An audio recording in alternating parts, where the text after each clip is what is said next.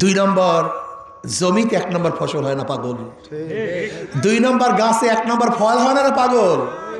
দুই নম্বর ওস্তাদের কাছে এক নম্বর ছাত্র গড়ে না। দুই নম্বর নেতার কাছে দেশ কোনোদিন এক নম্বর হতে পারে না। উদাহরণ, যে ব্যক্তির অভ্যাস চুরি করা যার অভ্যাস, মায়ের নাকের সোনাও চুরি করবে নাকি? অভ্যাস কি? যে জালেম, ও বাবার সাথে জুলুম করে, মায়ের সাথে, স্ত্রীর সাথে, সন্তানের সাথে অভ্যাস। কাজী ওর অভ্যাসই জুলুম, ও সবার সাথে জুলুম করবে। আচ্ছা বলেন তো, যে ব্যক্তির চুরির অভ্যাসই নাই, সে কি শত্রুতা চুরি করতে পারবে? কেন পারবে না? জোরে বলেন। করবে কেমন? তো অভ্যাস নাই তো। ও শত্রু বা চুরি করবে, কিন্তু অভ্যাস নাই তো রে ভাই। যে ব্যক্তি জালেম না, সে শত্রুর সাথে জুলুম করতে পারবে? কেন পারবে না? অভ্যাস নেই। ধরে নেন যদি আমাকে আপনি নির্বাচিত করেন, আচ্ছা বলেন তো, আমি কোনো হিন্দু মেয়ের সাথে ইফটিজিং করব? তার মানে আমার কাছে হিন্দু মেয়েটা নিরাপদ। আমাকে যদি নির্বাচিত করেন, হিন্দু দোকানে গিয়ে চাঁদা তুলবো? আমার কাছে হিন্দুর ব্যবসা। আমাকে নির্বাচিত করেন, আমি কি কোনো হিন্দুর উপরে অন্যায়ভাবে জুলুম করব?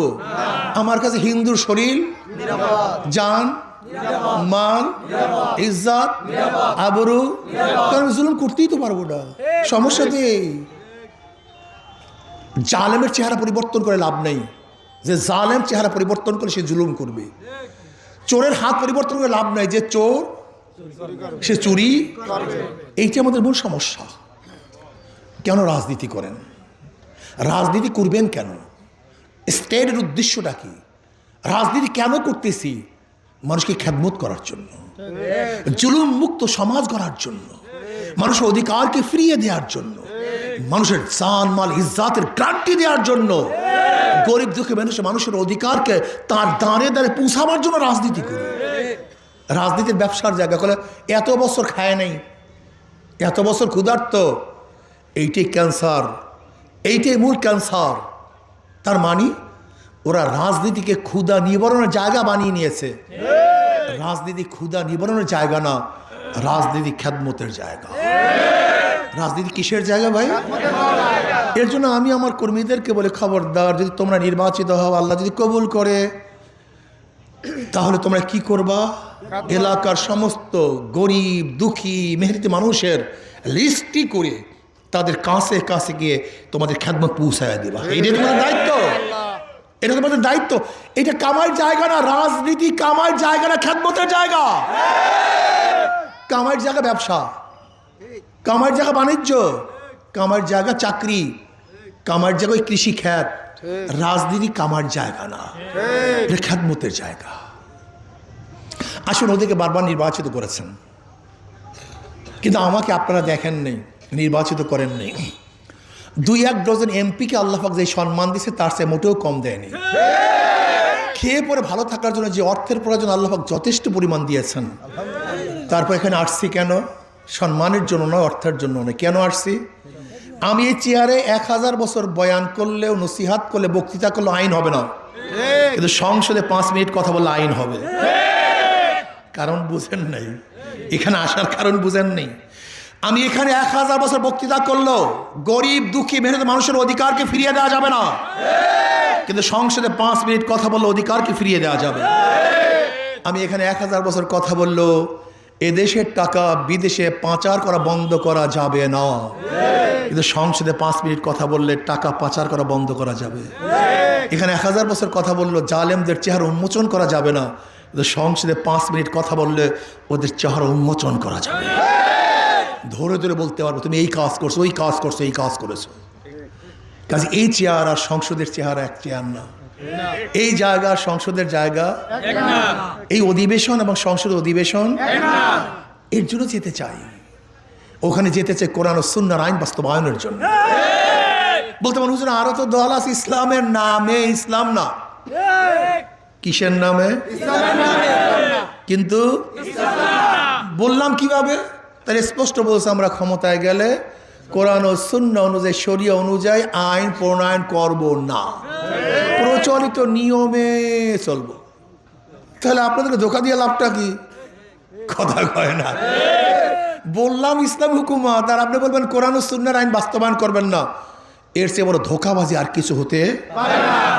এর জন্য আমি আমার যুবক বন্ধুদেরকে বলবো, মুরব্বীদেরকে বলবো, জীবনভর বিভিন্ন জায়গায় ভোট দিয়েছেন, কাজ করেছেন, একটা বারের জন্য হাত পাকায় ভোট দিবিনি না, শুধু আজকের থেকে একজন কর্মী হওয়ার জন্য রাজি আছেন ইনশাআল্লাহ?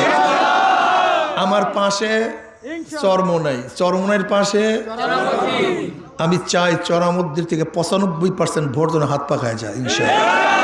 হ্যাঁ যুবকরা, তোমরা রাজি নাই নাকি? বুঝলাম না কিছু। মুরব্বীরা কি রাজি নেই ইনশাআল্লাহ? আগে হক বাতিলের লড়াই ছিল তলোয়ার, এখন হক বাতিলের লড়াই হলো ভোট। আগে হক বাতিলের লড়াই পার্থক্য করতো তীর, এখন হক বাতিলে বোকা। এখন হক বাতিলের পার্থক্য হলো মুখ, জবান, বক্তৃতা, আলোচনা। বোঝো না কেন বোকা? আগে হক বাতিলের লড়াই ছিল রক্ত, আর এখন হক বাতিলের রক্ত বল জ্ঞান, আলোচনা। উপস্থাপন করো তুমি কেন ভোট চাও, কেন তোমাকে ভোট দিবে, বুদ্ধিভিত্তিক আলোচনা করো, ঝাঁপিয়ে পড়ো দাওয়াতি কাজে। হক বিজয় হওয়ার সবচেয়ে বড় পদ্ধতি দাওয়াত। আগে ছিল তলোয়ার, এখন দাওয়াত। এইবারে গাড়া হয় না, পুচির পুচির পুচির পুচির করে, পুচির পুচির পুচির পুচির করে, পুচুর পুচুর কেন? তোমরা সবচেয়ে বেশি ঝাঁপিয়ে পড়ো। ও জাহিদু ফিল্লাহি হাক্কা জিহাদ, ও জাহিদু ফিল্লাহি হাক্কা জিহাদি। যুদ্ধ করো, যুদ্ধ করার মতো যুদ্ধ করো। কি আমার আজকে দেখা যায় স্কুল কলেজে পোলাপান যুদ্ধের মধ্যে তাগত আছে, তালিমে গলত আছে, শিক্ষায় গলত আছে, তালিমের ঘাটতি আছে, চরম তালিমের ঘাটতি আছে। ওরা কোরআন সুন্নাহ লাগলে আমার কাছে পড়িয়ে নিয়েন ঠিক মতো। কোরআন সুন্নাহ কি জিনিস এটা বুঝতে হবে তোমাকে আমাকে। এর জন্য তোলাবাদ করবো, ওলামায়ে কেরাম করবো। সবচেয়ে বেশি স্পৃহা থাকে ছিল ওলামায়ে কেরামের। তো দেখবেন সবচেয়ে মনে হয় যেন এদের মাজরা দোষ, মাজরা পোকায় দোষ, মাজরা পোকায় দোষ। গরম হও, যুদ্ধ শুরু করে দাও, হক বাতিল মধ্যে পার্থক্য সৃষ্টি করে দাও। জাল হক ওয়া যাহাকাল বাতিল ইন্নাল বাতিলা কানা যাহুকা। স্লোগানের চড়ে সমস্ত বেঈমানদের অন্তর মধ্যে কম্পন সৃষ্টি করে দাও। আগে তীর দিয়ে আঘাত করবা, এখন নারায় তাকবীরের ধ্বনি দিয়ে আঘাত করে দাও। এর আঘাত করে দাও, ওদের কম্পন দিয়ে দাও, ওদের মাসনাদের মধ্যে কাঁপায়া দাও। দেখবা তোমরাই বিজয় হবে ইনশাআল্লাহ। ওয়ালা তাহিনু ওয়ালা তাহজানু ওয়া আনতুমুল আলাউনা ইন কুনতুম মুমিনিন। তোমরাই বিজয় হবে ইনশাআল্লাহ। আগামী 15 তারিখ যারা সরামুদ্দির থেকে কত পার্সেন্ট ভোট চাইছিলাম না?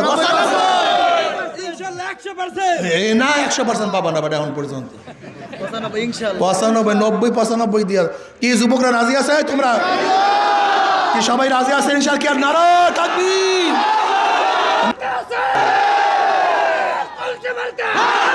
দুই হাত নারা তাকবীর। এ মার্কা আছে, এই মুসলমান হিন্দুদের মার্কা আছে, আরে ধনী গরিবের মার্কা আছে, ওরে পুরুষ মহিলাদের মার্কা আছে। অংশে মার্কা আরো জোরে এবার যাবে সবার উপরে, সবার মার্কা, মার্কা এবার সবার মার্কা। নারা তাকবীর, নারায়ে তাকবীর, নারায়ে তাকবীর। আমরা সবাই রাসূল সেনা, আমরা সবাই নবীর সেনা, তোমার আমার নেতা। আল্লাহ আমাদের সবাইকে আগামী 12 তারিখ ইনশাআল্লাহ সকাল সকাল চলে যাব। আর এখন থেকে কেউ 12 ঘন্টা 16 ঘন্টা কাজ করতে থাকবে ইনশাআল্লাহ। রাজি আছেন ইনশাআল্লাহ?